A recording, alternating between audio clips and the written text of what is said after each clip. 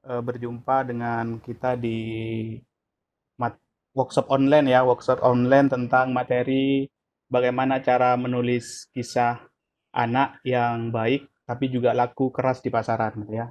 Jadi pada dasarnya ini sebenarnya materi edupreneurship, tapi kita kemas dengan kuliah tamu karena edupreneurship itu memang sedikit teori tapi lebih banyak praktek. Tapi untuk banyak praktek maka kita harus mendatangkan beberapa orang yang itu memang ahli di bidangnya. Dan pada kesempatan kali ini saya menghubungi Ibu Anis Listiawati. Dia adalah seorang dosen dari Universitas PGRI Adi Buana Surabaya dan yang paling penting beliau juga banyak berkecimpung dalam proses penulisan buku-buku kisah anak. Sudah cukup banyak, sebenarnya cukup banyak buku yang telah beliau tulis dan beliau juga sering dipanggil atau bahkan kerjasama dengan Kurbuk ya, yang berkaitan dengan pengadaan buku khususnya untuk anak-anak gitu ya. Pada kali ini eh, kita akan belajar bersama-sama bagaimana menulis buku untuk anak usia dini pada khususnya. Buku untuk anak usia dini itu ada banyak macam. Ada banyak macam yang kalau, kalau kita mau menulisnya tidak bisa sembarang menulis.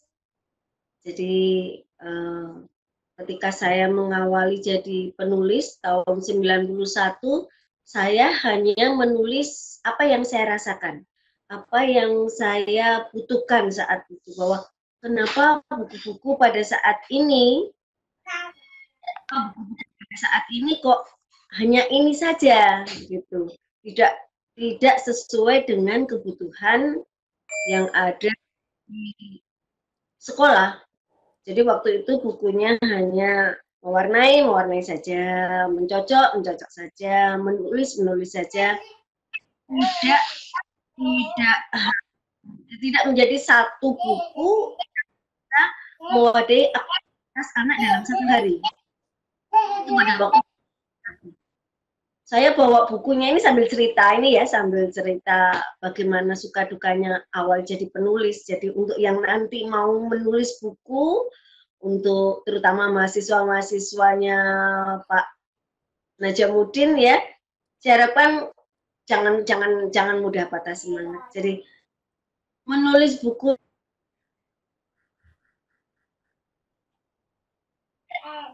tulis ada, kalau saat ini sudah ada sistem perbukuan. Kalau dulu yang saya rasakan, apa sih kebutuhan yang saya inginkan untuk bisa di itu awalnya.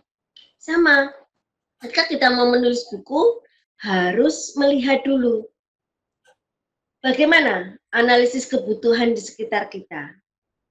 Nah, misalkan di sekolah ini butuh buku ini, beda kebutuhannya dengan sekolah. Tetapi yang harus kita perhatikan di situ bagaimana karakteristik seorang anak usia dini itu dapat terpenuhi dalam kita sebagai orang dewasa tidak boleh namanya memaksakan bahwa anak itu seperti ini yang saya inginkan, tetapi kita harus membawa pikiran kita, membawa hati kita ke dalam pikirannya anak usia dini, perkembangannya anak usia dini. Jadi kita harus tahu bagaimana perkembangan kognitif terutama, perkembangan kognitif. Jadi saya biasanya kalau menulis perkembangan kognitifnya berpegangan pada Piaget. Di situ ada 4 macam perkembangan kognitif yang harus kita gunakan, kita pakai sebagai pedoman menulis. Nah, di situ kalau sekarang kan anak usia dini itu 0 sampai 6 tahun. Nah, kita nulisnya mau buku apa? Nah, kebutuhan buku untuk 0 sampai 2 tahun, 2 sampai 7 tahun itu berbeda. Kebutuhan buku anak yang masih dalam tahap sensori motor dengan tahap praoperasional juga sangat berbeda. Dan itu mempunyai banyak jenisnya. Misalkan sensori motor ya, 0 sampai 2 tahun. Nah, karakteristiknya harus kita tahu betul. Berpikir dengan cara dan bergerak. Karena mereka masih mengembang ya dari sensor-sensor yang berasal dari 5 inderanya itu. Jadi, kalau kita menyusun buku, harus mengaktifkan, harus memberikan stimulasi pada 5 inderanya itu. Ada beberapa jenis buku yang cocok dengan sensori motor ini, dan ini di Indonesia saya rasa masih sangat jarang. Hanya beberapa penerbit saja yang masih punya satu kemampuan, karena ketika menciptakan buku ini, kalau kita mau memproduksi sendiri sangat mahal harganya, nanti bisa berkali-kali lipat. Tetapi kalau kita memasukkan ke dalam penerbit, memang harus punya satu konsep yang kuat. Nah, ada buku bantal ya untuk anak 0 sampai 2 tahun. Jadi buku bantal ini buku yang empuk ya, buku yang empuk, buku yang bisa disentuh itu lentur ya dari kain gitu. Kemudian ada raba, kemudian juga ada buku hide and seek, jadi bisa dibuka tutup, bisa digerakkan, itu untuk melatih indera peraba mereka, melatih bagaimana kecermatan indera penglihatan mereka. Jadi masing-masing mempunyai karakteristik sendiri. Saya punya beberapa contoh buku, akan saya tunjukkan juga. Mas Han bisa minta tolong ambilkan bukunya, Mas. Buku bantal ya, yang dari kain itu, ya. Nah, ini buku bantal. Nah, ini terbuat dari kain. Ini pun sebetulnya masih, meskipun produk luar negeri, masih belum betul-betul banget, karena apa? Masih belum sesuai dengan karakteristik anak usia dini. Karena apa? Ini masih banyak tulisannya. Nanti akan saya tunjukkan untuk pramembaca itu seperti apa sih karakteristik bukunya. Ini masih saya tunjukkan dulu contohnya buku bantal. Jadi ada suaranya. Nah, ini untuk merangsang indera pendengarnya. Ya. Nah, ini sebetulnya gambarnya juga tidak boleh terlalu banyak. Kenapa? Anak-anak usia 0 sampai 2 tahun itu gambarnya seharusnya besar dengan latar yang sedikit atau polos. Harusnya seperti itu. Dan ini beberapa buku bantal yang saya temui di toko-toko buku yang menyediakan buku-buku terbitan luar negeri, masih belum ada yang seperti itu. Jadi sepertinya guru-guru anak usia dini harus bisa menciptakan itu. Kalau kita mau, mungkin bisa dengan print. Nah, print kain kan sudah bisa sekarang. Nah, itu. Beda lagi ini dengan buku yang biasanya dibuat dengan bahan dari kain flanel. Nah, dari kain flanel sebetulnya tidak disarankan untuk anak usia dini, karena apa? Dia mudah sekali menyerap debu. Dan ketika dicuci, itu nanti akan berubah warna dan rusak. Tetapi sebaiknya menggunakan yang terbuat dari sintetik ataupun cotton.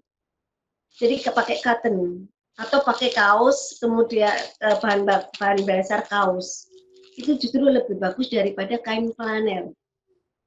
Karena bisa dicuci, mudah dicuci, dan debunya mudah hilang ketika dibersihkan gitu saja. Ini contohnya buku bantal. Ada lagi buku yang ini terbuat dari plastik, tetapi ini bahannya empuk sekali. Dan ini ada mainannya. Nah, ini untuk merangsang indera pendengarnya. Nah, seperti ini contohnya. Ya, ini sudah lumayan bagus karena tulisannya sedikit. Bahkan sebetulnya kalau untuk 0 sampai 2 tahun itu ada buku yang wordless. Jadi tidak ada tulisannya sama sekali. Nanti kita akan bahas sendiri tentang itu. Ya, ini contoh-contohnya. Ada lagi buku yang seperti ini. Jadi ini buku yang dilapisi dengan seperti apa ya? Kalau saya ngomong karet Eva atau busa yang empuk, ya kemudian dilapisi dengan cetakan-cetakan. Bentuknya juga tidak besar, karena apa? Biar mudah dibawa oleh mereka. Ini contoh buku yang dibutuhkan oleh anak 0 sampai 2 tahun. Ya. Kemudian kalau sudah 2 tahun, sudah masa praoperasional, itu sudah berbeda lagi. Kalau menurut perkembangannya kan sampai 7 tahun ya. Tapi kalau di Indonesia PAUD kan 0 sampai 6 tahun. Jadi di sini 2 sampai 7 tahun ini anak-anak berpikirnya masih penuh fantasi, penuh daya khayal, kemudian masih berpikir simbolik. Nah, simbolik. Nah, itu nanti kita akan melihat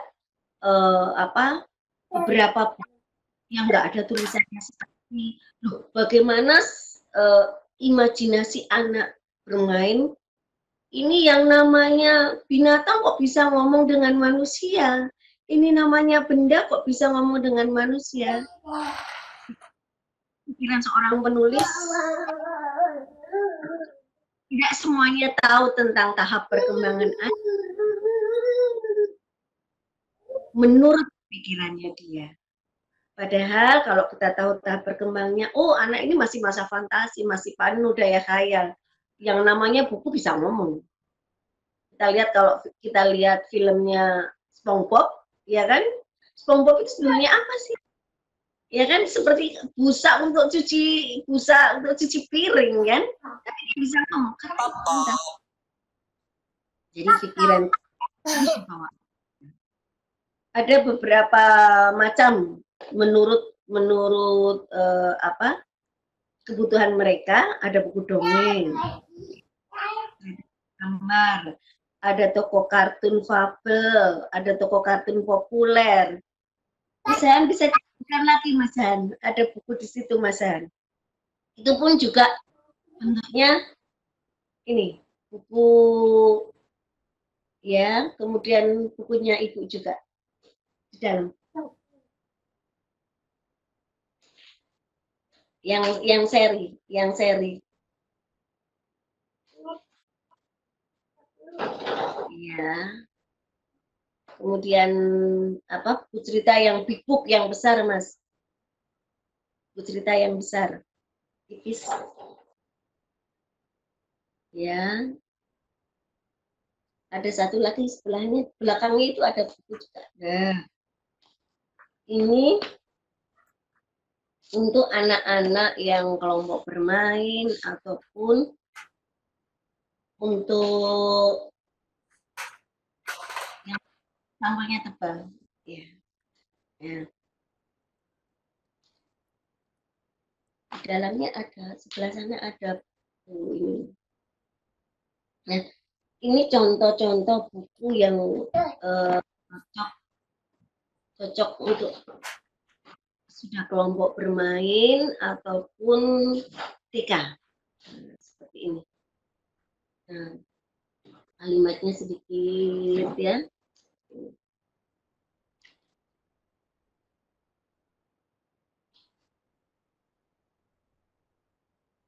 Kemudian ada juga depan itu. Ini, nah namanya book. Jadi bukunya ukurannya lebih besar. Ini.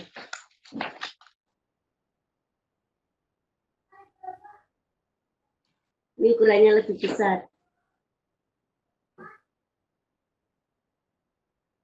Nih. Jadi tulisannya, gambarnya juga lebih besar. Ya.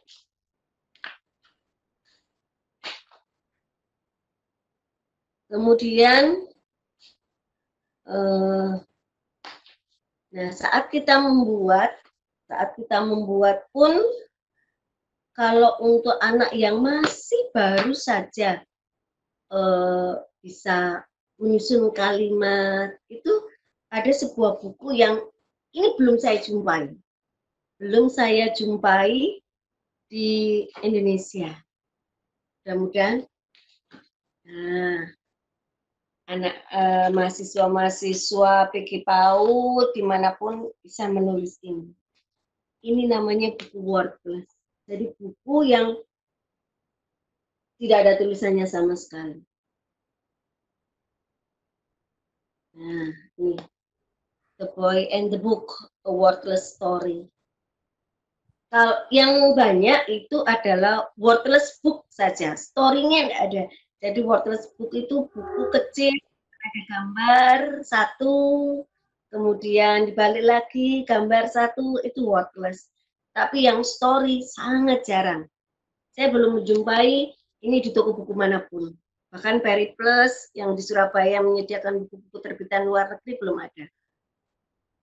Nah, ketika kita mau menulis buku, kita harus melihat bahwa sebetulnya ada 4 kemampuan berbahasa anak yang harus dikembangkan. Tidak hanya tidak hanya 2 saja. Kadang-kadang orang tua, guru banyak berfokus pada membaca dan menulis. Jadi bukunya dengan banyak tulisan, dengan harapan bahwa nanti anak bisa nyontoh di situ. Tetapi minat baca anak itu dibangun ketika anak mulai senang melihat mamanya bercerita sambil membawa buku, kemudian ataupun buku wordless ini ya. Nanti coba dilihat di sini ada buku yang bisa lari, bisa menunjukkan ekspresinya. Ini fantasi anak yang main. Nah, ini fungsinya untuk memberikan stimulasi bagaimana kemampuan menyimak anak, menyimak gambar-gambar yang ada itu, kemudian mereka mengeluarkan dalam bentuk menceritakan kembali menurut bahasanya mereka sendiri. Ini cerita versi Anis, ini cerita versi Udin, ini cerita versi Dodo. Jadi setiap anak bebas untuk menceritakan versinya. Ini fungsinya jadi untuk memberikan stimulasi kognitif dan kemampuan berbahasanya.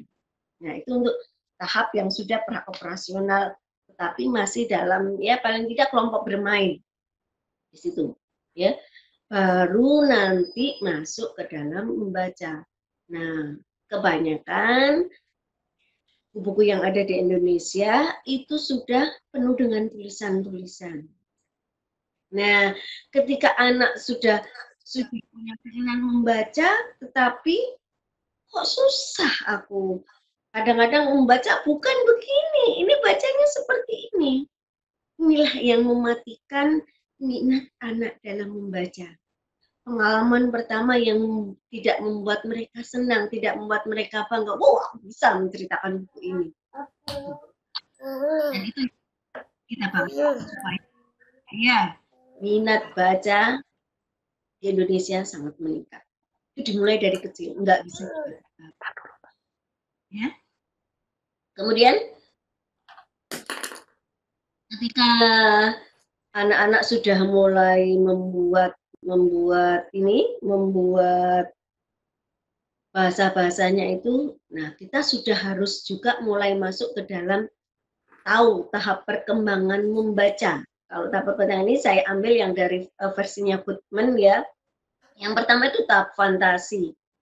Ini tahap fantasi ini anak-anak masih kelompok bermain ini ya, masih kelompok bermain.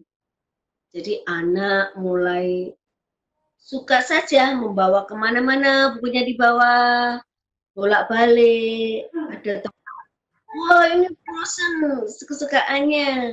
Nah, ini Indonesia apa ya pokoknya ya? Kalau paling tidak itu yang terkenal si Kumu milik Kak Krisna, ya. Maaf Kak Seto ya. Tuh, ini kita masih kurang untuk mengeluarkan ikon-ikon yang nuansa Indonesia, yang punya nilai-nilai luhur Indonesia, untuk kita jadikan ikonnya untuk menggantikan frozen, untuk menggantikan shortcake, strawberry shortcake, yang untuk menggantikan ikon-ikon dari luar negeri. Ini tugasnya guru-guru PAUD dan mahasiswa PG PAUD. Nah, mereka sukanya seperti itu karena mereka masih mengidolakan sesuatu. Mengidolakan sesuatu, ya. Makanya mereka dengan SpongeBob, apa-apa minta SpongeBob. Karena apa? Yang ada di pikirannya hanya itu saja. Bayangkan seandainya bahwa diciptakan di Indonesia ada satu buku yang fenomenal dengan ikonnya Indonesia, kemana-mana anak-anak pengen jadi anak Indonesia yang hebat, dan itu belum ada. Ini tugas kita, ya. Kemudian tahap setelah itu adalah tahap pembentukan konsep diri. Nah, ini kalau sudah mulai TK kelompok A ini ya.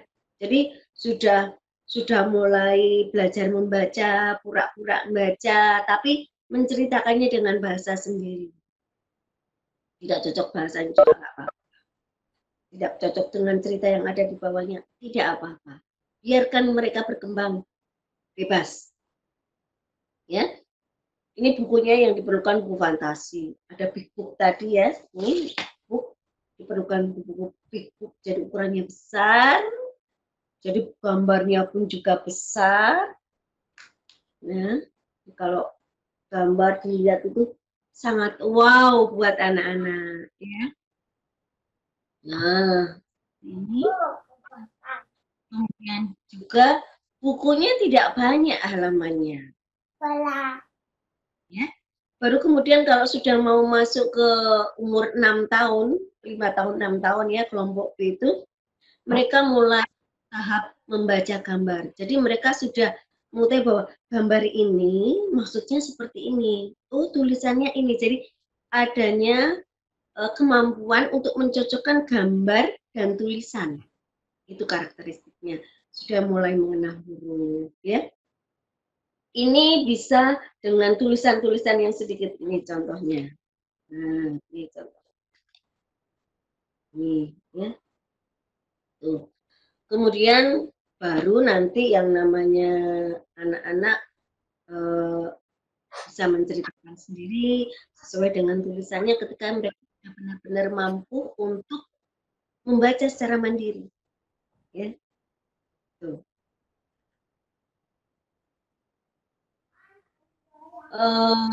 Kalau untuk untuk menulis buku, terutama buku cerita, itu kita harus tahu sampai seberapakah rentang konsentrasi. Nah, rentang konsentrasinya anak usia dini itu sampai seberapa? Biasanya antara 5 sampai 10 menit itu sudah maksimal banget, ya. Tetapi kita juga harus memperhatikan, ya, jadi perbandingan besarnya tulisan itu juga perlu diperhatikan, ya. Kemudian juga kita bisa memilih dengan topik-topik yang dikatakan mungkin sudah ada tulisannya seperti itu, tapi kita melihatnya dari sisi yang lain. Itu juga boleh. Itu jadi satu peluang untuk kita, jadi satu ide atau tema yang bisa dikembangkan oleh semua mahasiswa ataupun guru-guru PAUD. Jadi, cerita ini sudah ada, ya pasti ada cerita anak yang tidak mau mendengarkan nasihat orang tua. Nah, tapi kita melihatnya dari sisi yang lain. Anak yang tidak suka makan sayur sudah ada. Terus apa yang harus kita tulis? Nah, yang harus kita tulis adalah bagaimana buku yang sudah ada itu cara tulisannya, cara penulisannya, kita menulisnya dengan cara yang berbeda. Cara bertuturnya yang berbeda. Untuk anak 0 sampai 3 tahun kita bisa menuliskan dengan sudah worthless ataupun dengan kalimat ya mungkin 1 atau 2 kata saja. Kemudian mempunyai 1 rima. Nah, ada rimanya di situ. Kemudian kalau perlu kita ingin mengenalkan tekstur. Nah, di situ kita berikan sensor pada indera peraba, kita bisa membuat satu buku dengan cara mengaplikasikan. Jadi kan ada bermacam-macam permukaan, itu bisa kita jahit sendiri. Jadi memang diperlukan handmade. Buku-buku yang handmade memang mahal di pasaran, tetapi itu yang memang dibutuhkan. Ya. Kemudian kalau ini yang sekarang di Jawa Timur lagi booming itu adalah buku pop up. Nah, buku pop up bagaimana membuatnya?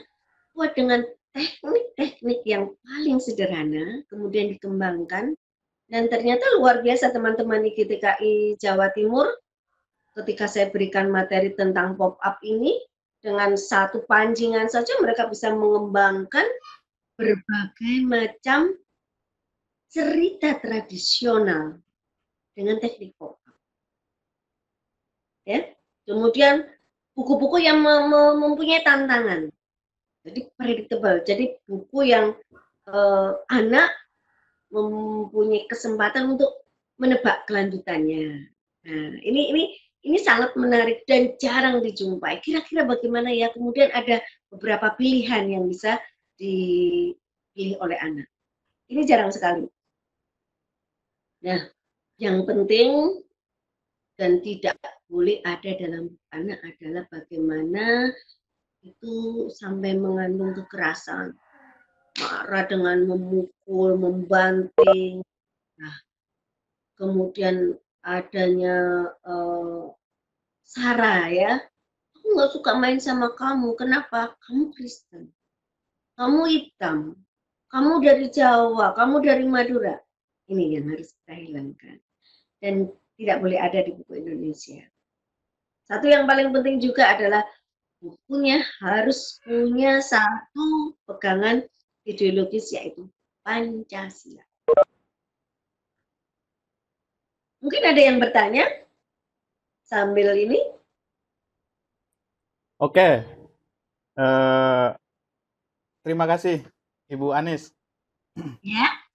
Ini ada beberapa pertanyaan yang ada di grup karena beberapa teman ada yang terkendala sinyal, maka ada yang ditulis dan dicek ke saya.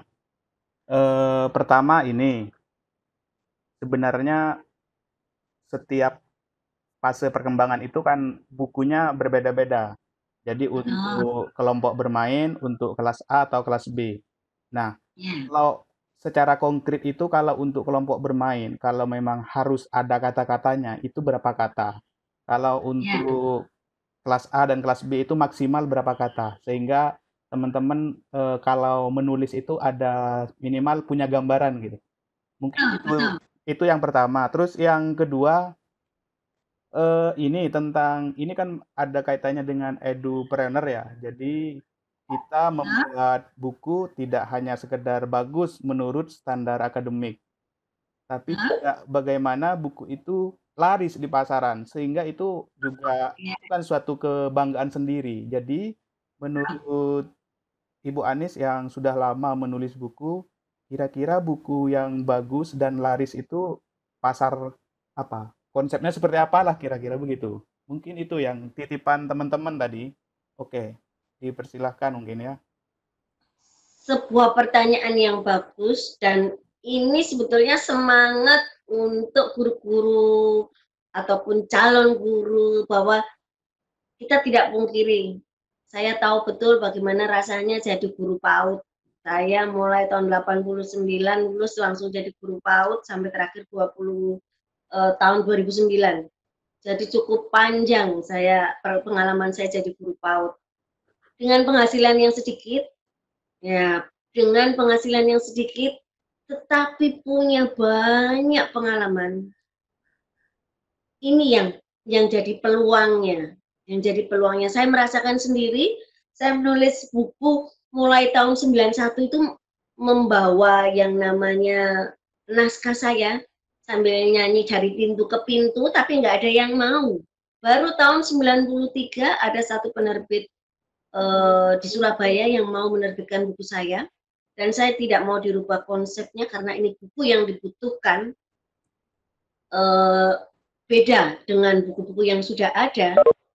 Saya tidak mau dirubah, dan akhirnya itu bestseller. Sampai saat ini saya sudah menulis 56 buku. Bahkan beberapa buku saya ada yang diterbitkan di luar negeri. Nah, satu yang menjadi kunci utama ketika saya menulis buku, ya mohon maaf, saya tidak pernah mengikuti tren. Oh, sekarang lagi trennya buku seperti ini. Saya selalu menciptakan tren. Pada tahun 2000, contohnya ya, tahun ini aja 91, belum ada buku yang dalam contoh seperti ini buku saya yang terbaru. Ini masih cari penerbit, ini mau diberikan ke penerbit siapa, saya masih belum pas. Ini contoh buku aktivitas saja. Ini saya mendapatkan royalti yang sangat luar biasa. Apalagi saya pergi kemana-mana, kalau tidak dengan kemampuan menulis buku, nggak mungkin saya keliling Indonesia gratis